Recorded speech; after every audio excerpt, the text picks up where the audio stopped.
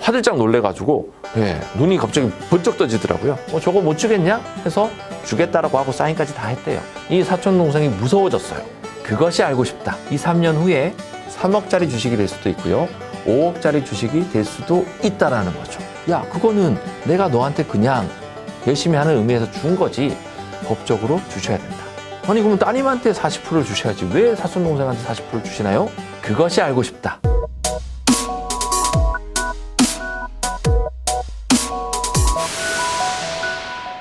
여러분 안녕하세요. 화요일의 남자 이상화 세무사입니다. 이상화의 모래세무, 오늘이 벌써 4번째 시간이 됐습니다. 오늘은 조금 센 주제를 가지고 얘기를 시작해 보도록 하겠습니다. 4번째 주제, 주식이 가지는 불편한 진실들. 그것이 알고 싶다. 주주는 우리 회사에 주식을 가지고 있는 사람이라는 거죠. 주주도 있지만은 대표이사도 있고요. 이사도 있고요. 직원들도 있고요. 근데 오늘의 주제에서 직원들은 이제 논외입니다. 자, 대표이사. 그리고 이사. 이분들의 공통점은 등기부 등본을 떼어보면은, 법인 등기부 등본을 떼어보면은 등기가 되어 있다라는 부분인 거죠. 여러분 사장님들 같은 케이스에서는 내가 대표이자, 내가 주주다. 그래서 소유와 경영이 원래는 분리가 되어 있어야 됨에도 불구하고 다 한다라는 거죠. 이 대표이사님의 사촌동생 얘기예요. 아침에 상담 받고 제가 화들짝 놀래가지고 눈이 갑자기 번쩍 떠지더라고요. 대표님이 어떤 얘기를 저한테 했었냐면은 사촌동생이 회사에서 5년 동안 일을 했답니다. 5년이 되는 해에 형님한테 와서 이런 얘기를 했다고 하더라고요. 내가 5년 동안 회사에 충성을 했는데 회사 주식을 좀 줬으면 좋겠다. 자, 그럼 너는 몇 프로를 원하니? 40%를 달라는 거예요. 40%? 좀 많기는 한데 뭐 우리 회사 주식 40% 줘봤자 나한테는 달라지는 게 하나도 없는데? 라는 생각을 했다라는 거예요. 우리 회사는 설립됐을 때는 뭐 2억 자본금을 가지고 시작을 했고요. 거기에 40% 해봤자 8천만 원밖에 안 된다는 거죠. 내가 상여로도 주는데 뭐 저거 못 주겠냐? 해서 주겠다라고 하고 사인까지 다 했대요. 저한테 세금 상담으로 이거를 물어봤습니다. 자, 우리 회사 결손이 나왔을까요? 이익이 나왔을까요? 매년 차곡차곡 결손을 냈습니다. 40%의 주식을 이동함에 있어서도 돈의 대가만 오간다라고 한다 그러면 세금이 한 푼도 나오지 않는 참 아름다운 구조로 되어 있다라는 부분. 그래서 세금 문제가 없겠네요. 그런데 제가 다른 부분에서 화가 엄청나게 나면서도 이 사촌 동생이 무서워졌어요. 그래서 제가 그 다음 질문을 드렸습니다. 혹시 그 사촌 동생이 영업 쪽으로 하는 이사입니까? 라고 했더니 영업이사가 맞다라고 얘기를 하더라고요. 이분이 혹시 회사의 영업을 조금 유연성 있게 관리를 할 수도 있지 않을까요? 지금은 회사의 결손이지만 내년에는 이익이 날 수도 있지 않을까요? 그 다음 연도에는 훨씬 더 많이 날 수도 있지 않을까요? 지금은 주식 가치를 평가를 했는데 8천만 원밖에 나오지 않지만은 우리나라의 주식은, 비상장 주식 평가는 상속증여세법 시행령 54조에 의거해가지고 순자산의 가치하고 순손익의 가치를 평균을 내서 주식 가치를 뽑아내는데요. 우리 회사처럼 결손이 났던 회사는 이 순손익 가치가 회사의 자산에 안 좋은 영향을 미쳐서 금액이 떨어지겠지만은 앞으로 회사의 이익이 계속 난다라고 하면은 반대의 현상이 생겨납니다. 올라가는데 그냥 올라가지도 않고요. 1.3배, 1.5배, 2배 이런 식으로 상승될 수 있는데 8천만 원짜리 주식이 2, 3년 후에 3억짜리 주식이 될 수도 있고요. 5억짜리 주식이 될 수도 있다라는 거죠. 그래서 의도성에 대해서 살짝 의심해 봤습니다. 그랬더니 대표님이 우리 사촌 동생은 그런 사람이 아니다. 그렇게 말씀하셨습니다. 저희 저쪽에 이제 실명은 거론할 수는 없지만 열심히 운영하시는 회사가 있습니다. 그 회사의 주식 가치가 100억이 될지는 그분도 몰랐습니다. 20%를 자기 동생한테 줘놨었는데 어느 날부터 자꾸 와서 형님, 제가 회사에서 일한 지도 한 10년이 되어 가는데 어디서 얼핏 들리기로는 제 주식의 가치가 20억 정도가 된다고 들었습니다. 그래서 이 형님이 얘기하기로 야, 그거는 내가 너한테 그냥 열심히 하는 의미에서 준 거지. 내가 너한테 이거를 형님 말이 꼬이는 거예요. 거기서부터. 이게 내 동생인데 왜 네가 나한테 이러지? 이런 얘기들을 하면서 저한테 하소연을 하더라고요. 법적으로 주셔야 된다. 줘야 된다. 친동생도 그랬는데 사촌동생이라고 해서 그렇지 않으리란 보장은 없다.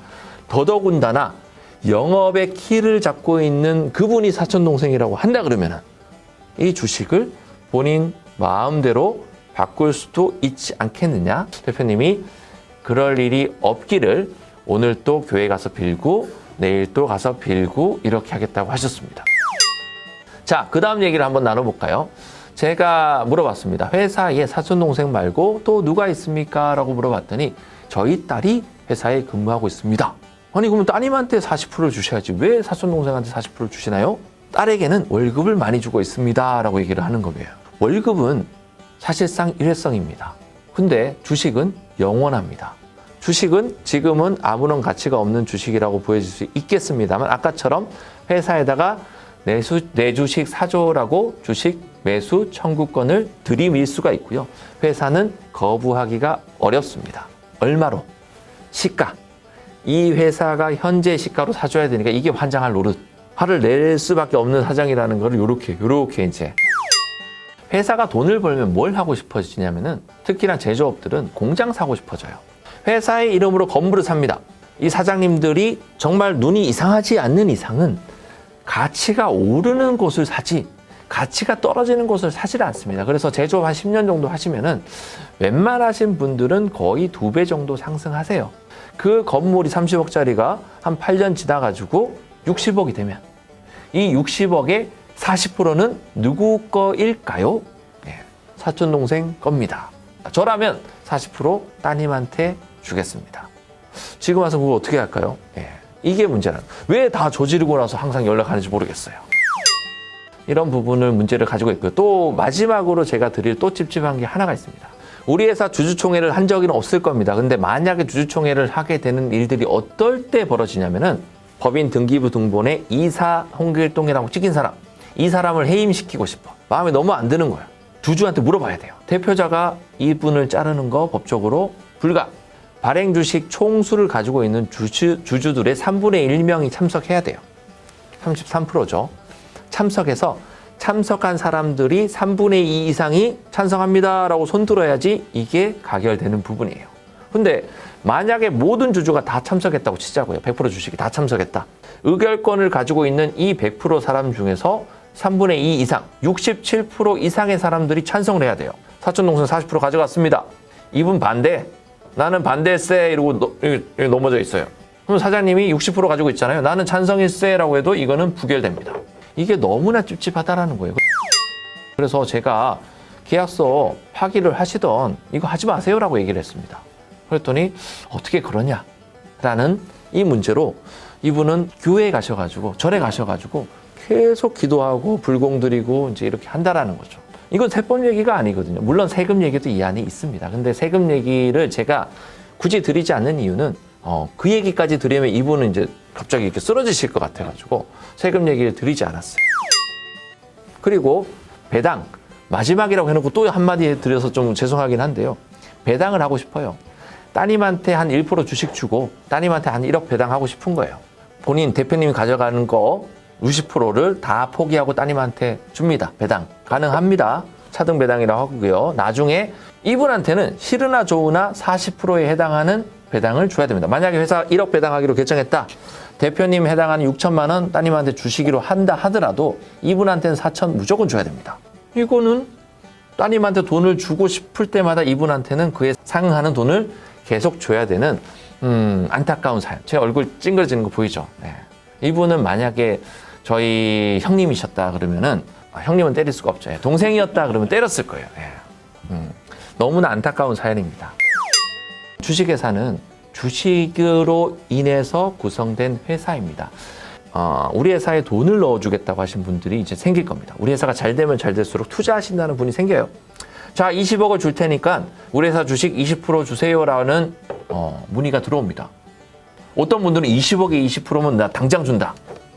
큰일 날 소리. 1%도 주시면 안 됩니다.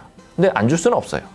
그러니 전문가하고 상담해서 어느 정도 주식을 주는 게 좋은 건지 아니면 주더라도 어떤 방어를 해야 되는 게 좋은 건지. 근데 이 영역이 사실상 변호사, 법무사, 세무사 영역 중에 조금 이제 허점을 가지고 있는 부분이 많습니다. 그래서 세무사 중에서 그래도 상법도 알고 세법도 할 줄 아는 세무사기 때문에 이런 거는 좀 많이 다뤄봤습니다. 그래서 주식 문제로 고민하시는 분들은 좀 끝나고 연락하지 말고 좀 하기 전에 이런 거 하면 어떨까요? 연락 주시면 제가 아름다운 모습으로 풀어드리도록 하겠습니다. 이상화 세무사였습니다. 감사합니다. 구독과 좋아요 부탁드립니다. What's your vision? So many pieces all back together now. What's your vision?